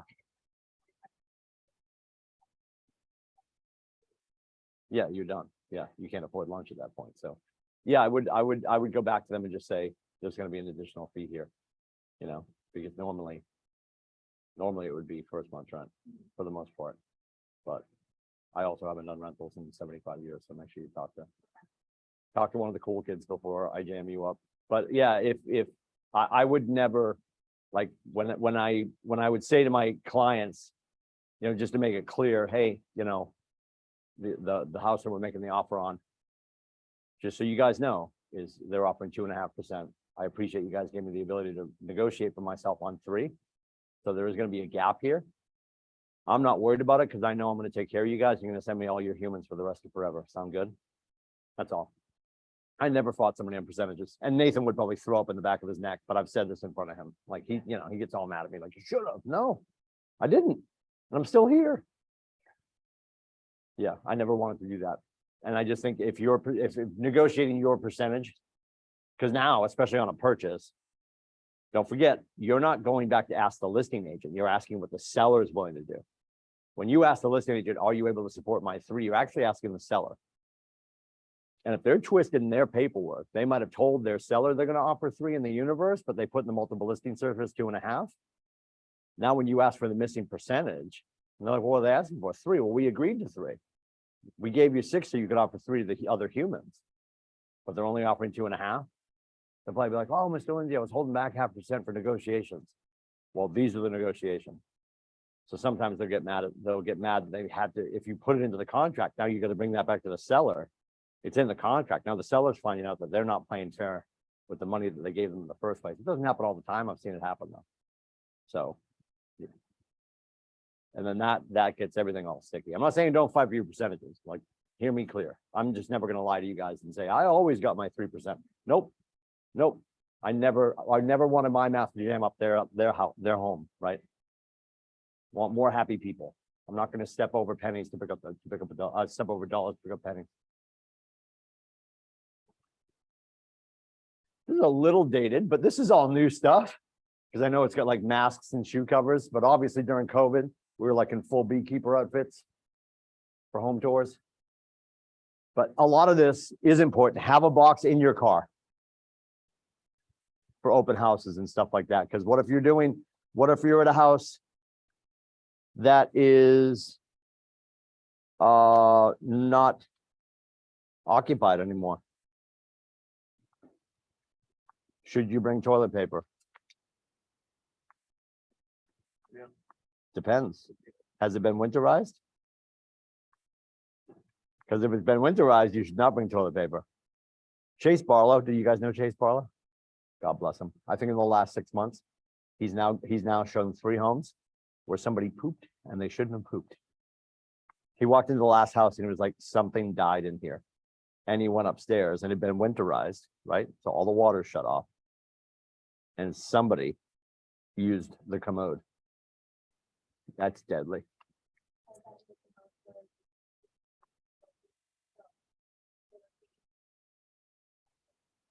Yeah.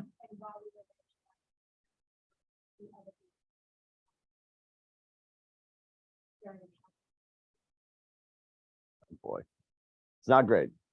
But a lot of this stuff is for sure good to have in a box to always have with you, right? Some of the stuff you're going to see COVID, obviously, shoe covers. A lot of agents I know and still use them because it's more often than not, if you go to nicer houses, they're going to ask you to lose your shoes, right?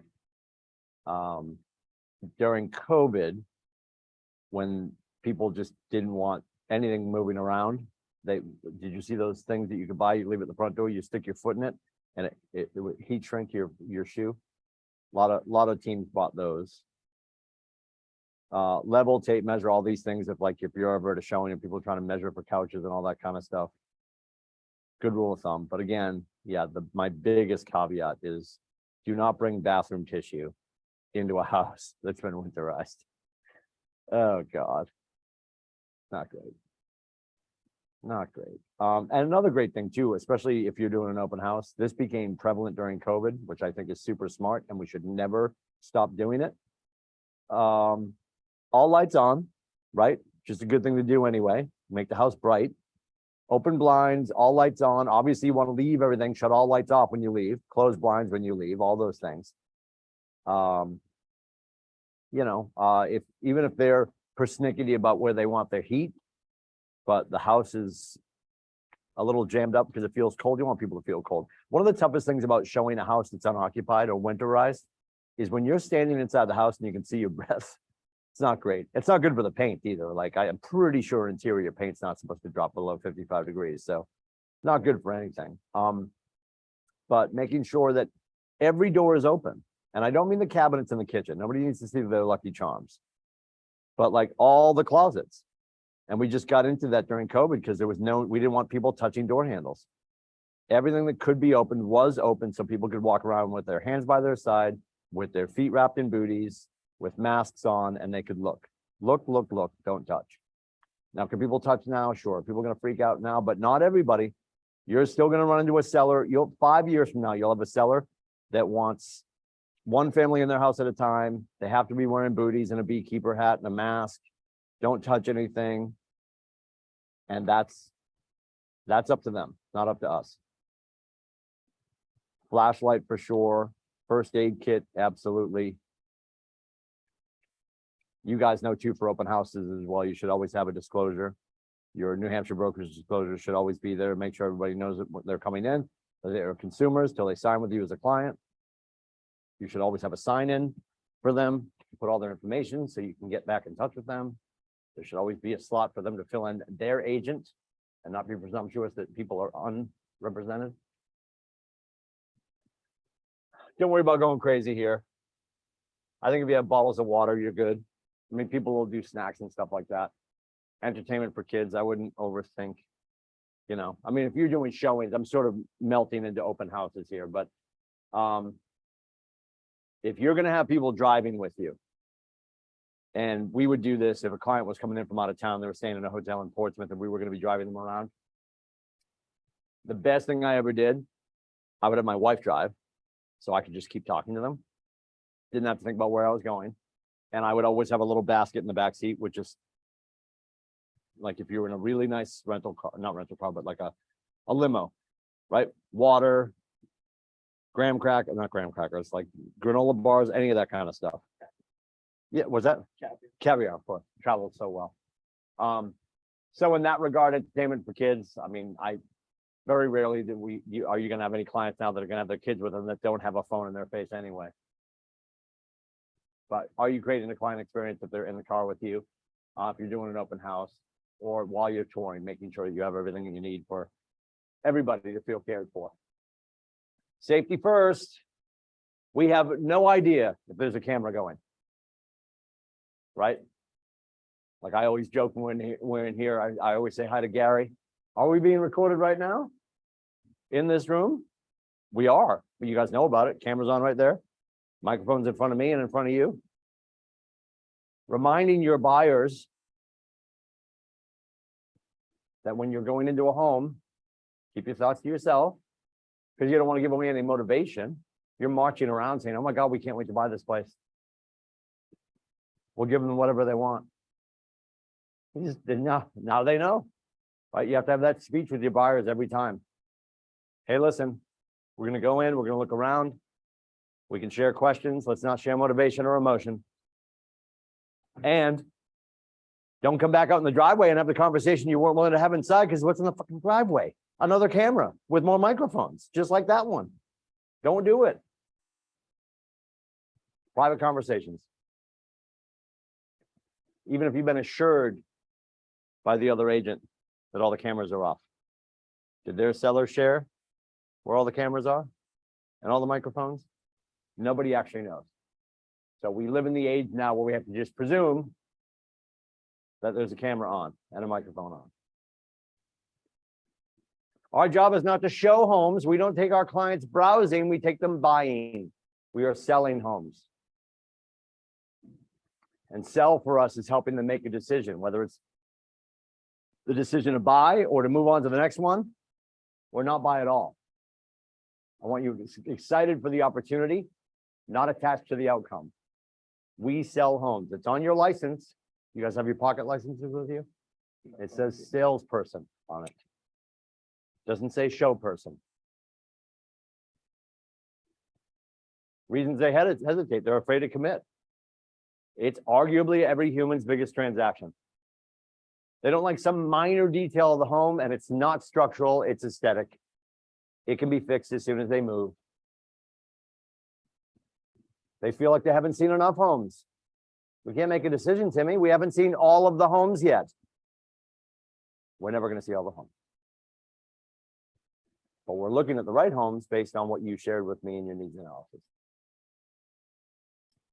They need to sleep on it and or get the opinion of a trusted advisor. I've told you guys this a million times. People don't need more time. They need more data, right? Yeah, Timmy, we just want to sleep on it. And our old line used to be, hey, Mr. Lindsay, I appreciate that. My fear is if we sleep on it, we never get to sleep in it. Especially in this day and age. The most care-filled thing you can do right now is be candorous. Make sure they understand the frequency of the market right now. Yeah, Tim, we need some time to think about it. I appreciate that, Mr. Lindsay. Feel felt found, my favorite. I understand how you feel. We've had a lot of clients that have felt the same way. And what we found, and I apologize for this, my team and I must have failed you. Most people don't require more time. Your desired need for more time usually equates that there's a lack of information. So either you didn't ask me a question, I didn't ask you a question, or there's some missing information here. Because I could give you 6 more months, Mr. Lindsay, but absent the data you need to move forward, doesn't matter how much time we give you.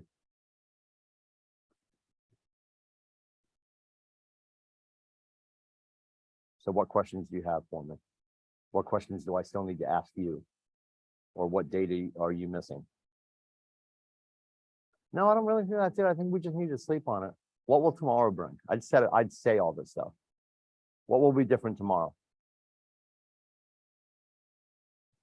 And that's why Nate is so big on this. Every showing, my freshman year, when I would travel with him, everything we would leave, even on the listing side, which is a little gray. I'll say this because he owns the company. It's a little gray for me, for us. So I'm standing there with Nathan. We're actually, the first time he did this, it was on Prospect in Portsmouth. Little condo we had. And I'm standing with Nathan. The buyer's agent was a veteran agent from another brokerage.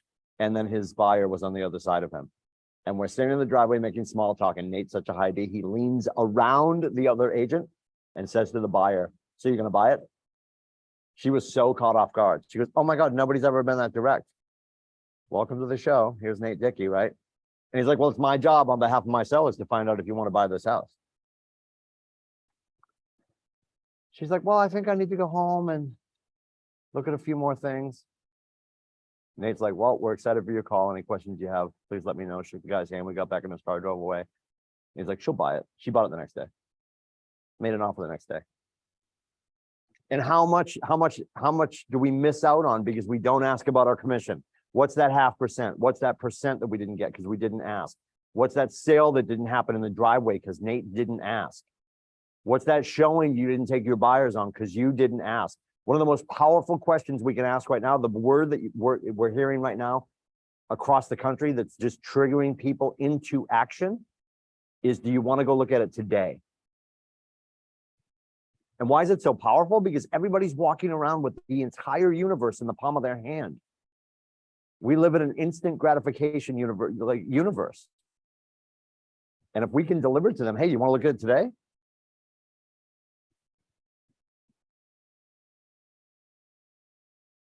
Yeah, do you think we can? Yeah, let me make a phone call. I'm sure they're super busy, but let's see if we can get into it. They just said they want to look at it today. You call them back, you're like, hey, when do you get out of Liberty Mutual? 5 o'clock. Awesome. It's 10 minutes up the road. I told her we'll be there at 5:15. Can you scoot out early for your future home? I can. Awesome. You're writing up a freaking contract at 6 o'clock because you used the word today at 11:59 in the morning. Start using that kind of language, right? We are the conduit to their greatness. If we don't start directing them, people grow into conversations we create around them. We're talking today about your future. Would you like to look at it today? There's no commitment. And what if you love it? And what if the showing is being conducted by Nathan Dickey and he turns over and says, are you going to buy it?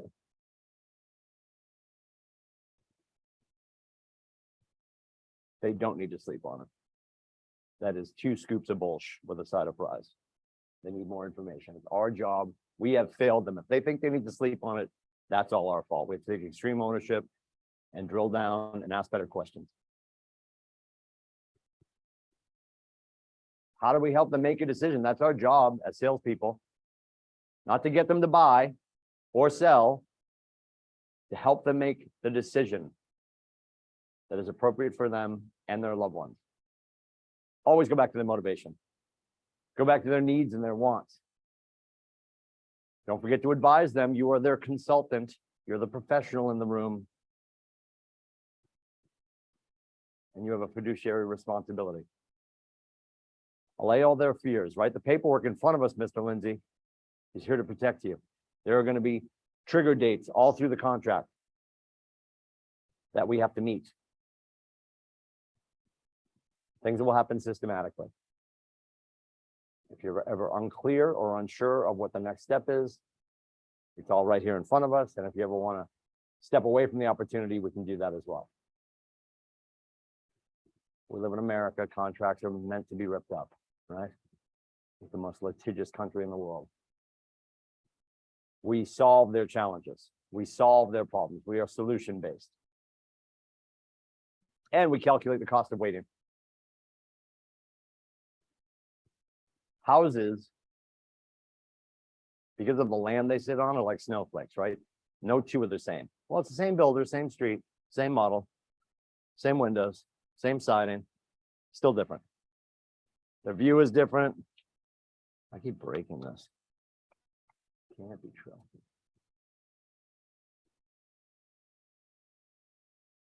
That's why I would always ask that question. What will be different in the morning? Have you ever had a big decision, slept on it, and you worked it out in your head? Or would you dream about unicorns and ice cream? Right? When people say they want to sleep on it. You subconsciously were in bed, working it out. Not usually. And it's pleasure versus pain. If we sleep on it, we lose the house. How does that make you feel? Sellers, we talked about this the other day. Help them price appropriately, 21%. Actually, the biggest quadrant here is other, which is fascinating.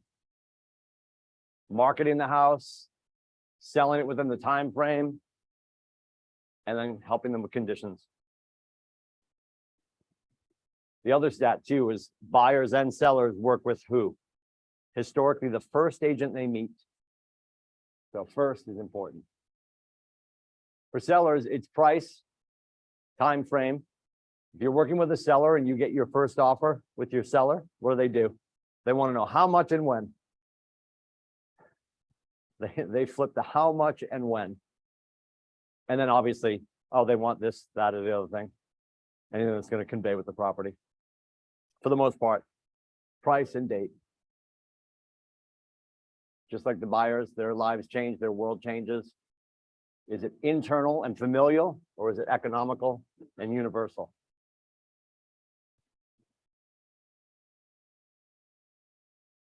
Sellers control the price and the condition. We think we're worth X, but their roof needs to get replaced. Their heating system has about a year left on its life design. Their septic has a year left on its life design. Everyone's going to know this when the disclosures get met. How will a buyer feel about that? Or do they make all those improvements and bring it up to speed? And that happens sometimes too. Well, we just put in a new furnace. Okay, you chose to do that. So you're selling a house with a furnace that works. Like the buyer's not going to care if it's an old furnace that works or a new furnace that works. They'll care a little bit, but they're like, oh my God, let's offer them 50,000 more, right? Not at all. We had in what town was it? Maybe it was Newfields. And this guy went through and changed everything he didn't need to change. His furnace, his water heater, all this stuff. And he's like, well, they should give me more money for it because all that stuff's new. I'm like, no, they're buying a Porsche. If I flip the hood open on a Porsche and I see a Porsche engine, that may make me pay more for the Porsche.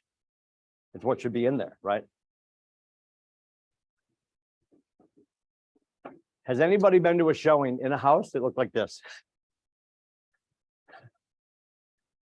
It's actually a really nice house. It's just a mess. Cabinets are open. And pasta on the table. Is that pasta? I think it's pasta. Having your sellers understand that the house should not look like this. I get the candle going too, which is interesting. Because sometimes people like candles for what? Dog and cat odors. Or somebody pooped in something that's already been winterized, that too. One time that was kind of. Making sure your sellers know that they have to live differently. Well, we always keep everything out on the counters. You have to create an environment in the house that is like a canvas that people can picture painting their own life on. Provide a strong foundation for sustaining relationships. Set and manage expectations proactively throughout the transaction. Create peace of mind and enhance credibility, just like we did with our buyers.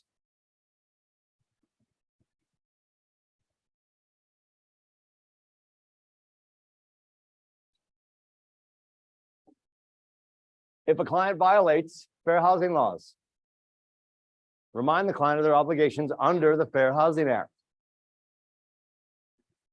I trust if somebody is aggressively flying in the face of these conditions, you'll be able to identify it pretty quickly. And you can discontinue representation of the client. Make sure you bring it to JV or Westcott or Nathan. JV and Westcott can certainly handle that for you, help you understand what's going on. They say to you, they don't want a certain sex, creed, race, anything. They can't. They can't. We have to be very careful about how we promote properties too, right?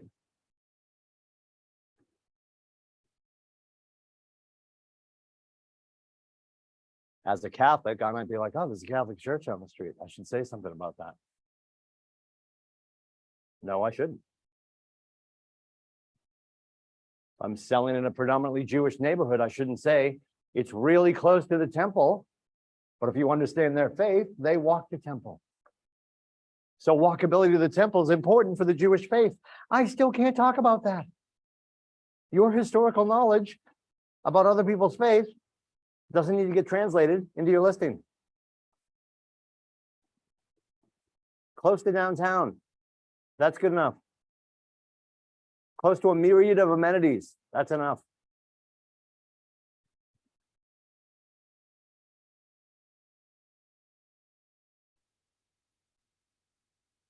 Newton, Massachusetts. There is a school called Perkins School for the Blind. Just because you feel like all the clients that seem to be moving to Newton as of late have family members who are going to be attending Perkins School for the Blind, you can't say super close to the school for your blind kid. Nobody would do that. Somebody's probably going to do that now that I just said it and put it out into the universe. Don't do that. If you have an incident with your client, document it, email it off to JV. She can take it from there. Yes. Yep. Yeah, we want to stay out of anything that would, yeah, either offend people or make people feel appropriated or whatever. I mean, you hear me correcting myself all the time. I keep saying families, but I changed to groups and decision makers because we can't say families anymore. Just in the last couple of years, what do we also not say anymore? Can't say master bedroom. It's primary now. Primary bedroom. Y4C2Ts. This is like the mission of the company. Win-win or no deal, right? Integrity, we do the right thing. Customers always come first. We're not interested in all things. We are committed to all things. We communicate, seek first to understand. We keep asking questions. We become solution-based through our creativity. We work together with each other, even our co-brokes. Trust with our clients and with everybody we're in business with starts with honesty, equity, opportunities for all. And success results through people.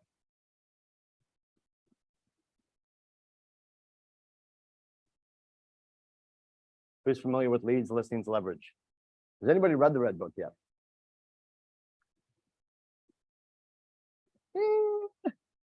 I've seen pictures. It's okay. I will make fun of it. That's the first thing I do when I teach the MRE Business Planning Clinic is I make fun of how bad the book is.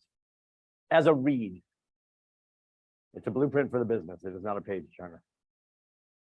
Capitalize on your listings by marketing your brand at the same time you bring in more listings and more buyers. But our listings build more listings. Buyers are a byproduct. The message you put out to attract prospective buyers and sellers is everything. Why would they want to contact you in this market? What would they get if they did? These two questions are at the heart of all effective messaging. Why you and what about you? Absent their relationship with us, all they have is our reputation. So what is your reputation in the marketplace?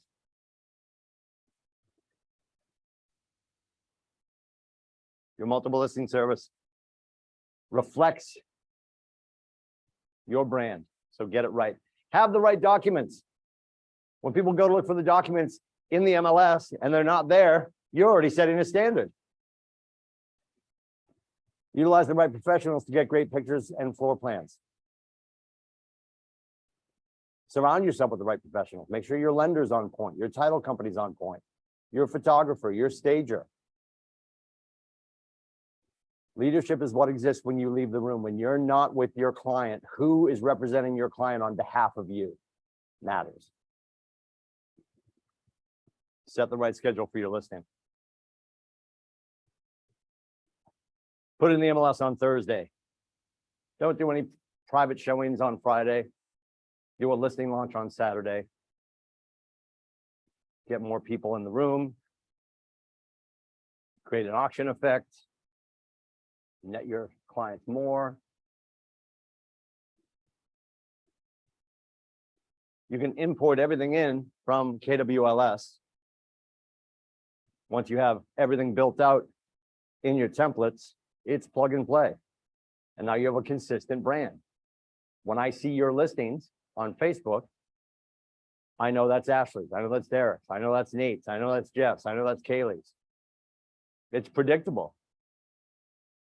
Absent my relationship with you, I have your reputation. What is your reputation? Super clean with all the right information?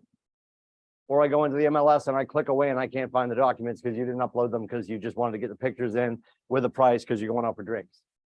Who are you? Proper signage. When you build your signs, you have to run these through Colin, right? To make sure that they're legible from the street. Your name is on top, then KWCLM. 603-610-8500 has to be there too. If we can't get a hold of you, they have to be able to get a hold of Nate and say, I can't find your agent.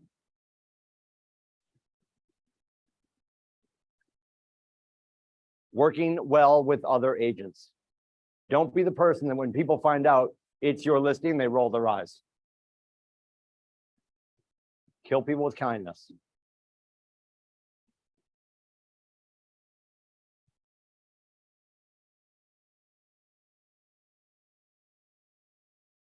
Ten conversations.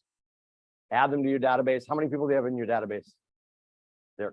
What do you got? 580. Awesome. Ashley, how many in the database? Okay. Oh. Oh, okay. All right. It was 590. So he's got 590, 586 yeah. all of a sudden. Yeah. Send out those handwritten notes. 1051 is 10 likes or hearts. 5 comments or 5 words or more. One of your own posts or share something that's important to you from one of your friends. $43,000. We've talked about TCPA so much, Telephone Consumer Protection Act. You're using the do not call list. When you're calling on Mets, if you're unsure, best way to avoid all this is call people that you know and love and trust. Because even if Aunt Julie's on the do not call list, she's not worried about you. She's worried about salespeople that she doesn't like. Oh, hang on.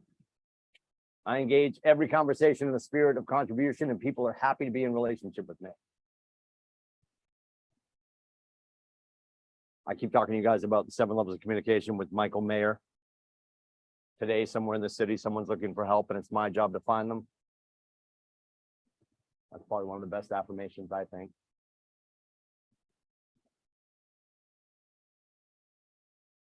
You guys know where to find Connect? Yes, Gateway Connect, all the stuff like YouTube and Google A for our company. You both use, what do you use Command more, on your phone or on your notebooks? I think it's 50-50, because if I'm setting seconds, Yep. Yep. wow. Yep. Okay. Yeah, I think the phone, everybody loves the phone so much more right now. What about you? Something laptop, but I always do that with everything, but I was just thinking this morning that I need to start making my texts and calls from. Yeah, the phone is so much better. Yeah. We're doing make and receive offers on Monday. Questions, comments, concerns? Everybody's good? All right, you want to throw me that? Thank you, guys. Appreciate it.